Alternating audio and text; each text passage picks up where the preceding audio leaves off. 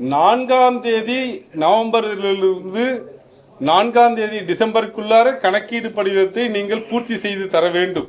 எல்லாரும், அது அமைச்சர்களாக இருக்கட்டும், அமைச்சர் பெருமக்களாக இருக்கட்டும், சாதாரண குடிமகனாக இருக்கட்டும், வழக்கறிஞராகட்டும், நீதிபதியாக இருக்கட்டும், யாராக இருந்தாலும், தேர்ந்தெடுக்கப்பட்ட சட்டமன்ற உறுப்பினர்களாக இருக்கட்டும், நாடாளுமன்ற உறுப்பினராக இருக்கட்டும், யாராக இருந்தாலும் எல்லோரும் கணக்கீடு படிவத்தை நிரப்பி தர வேண்டும்.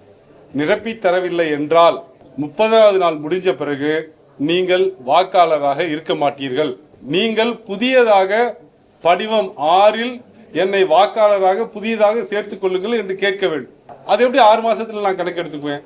இரண்டாவது, பீகார் மாநிலத்திலிருந்து பாடங்களை கற்றுக்கொண்டோம், அதனால சில மாறுதல்களை செய்திருக்கிறோம் என்று தேர்தல் ஆணையம் சொல்லி இந்த உத்தரவில், அதாவது பீகார் மாநிலத்திற்கு அவர்கள் வெளியிட்ட அறிக்கை 24 ஜூன் 2025. உச்சநீதிமன்றத்தில் பல கட்டமாக அந்த விசாரணை நடத்துகிற போது அதிலிருந்து நாங்கள் பெற்ற பாடங்களை வைத்து சில மாறுதல்களோட தமிழ்நாடு உள்ளிட்ட 12 மாநிலங்களுக்கு தரேன்னு சொல்லியிருக்காங்க. மாறுதல்கள், அவர்கள் தந்த மாறுதல்கள் அதைவிட அதிக குழப்பத்தை விளைவிப்பதாக இருக்கக்கூடிய, அதாவது 7/12/2025 அன்னைக்கு டிராஃப்ட் எலக்டோரல் ரோல் வெளியிடுவாங்க. வரைவு வாக்காளர் பட்டியல் வெளியிட்ட பிறகு இஆர்ஓ என்று சொல்லக்கூடிய ஒவ்வொரு சட்டமன்ற தொகுதிக்குமான வாக்காளர் பதிவு அதிகாரி நோட்டீஸ் கொடுப்பாரு.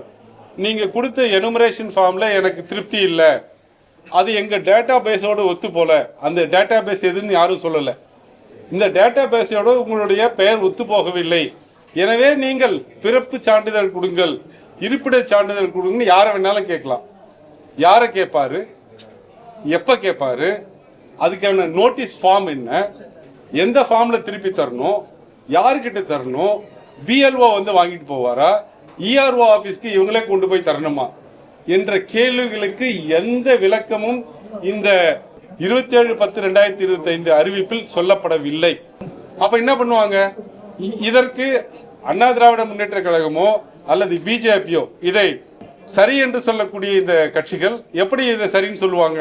இதற்கான விளக்கத்தை யாராவது கேட்டு பெற்றார்களா? யாரும் கிடையாது. எனவே 27/10/2025 கொடுக்கப்பட்ட வழிமுறை அதிக ஓட்டுகளை நிச்சயமாக நீக்குவதற்கு வழிகாட்டும்.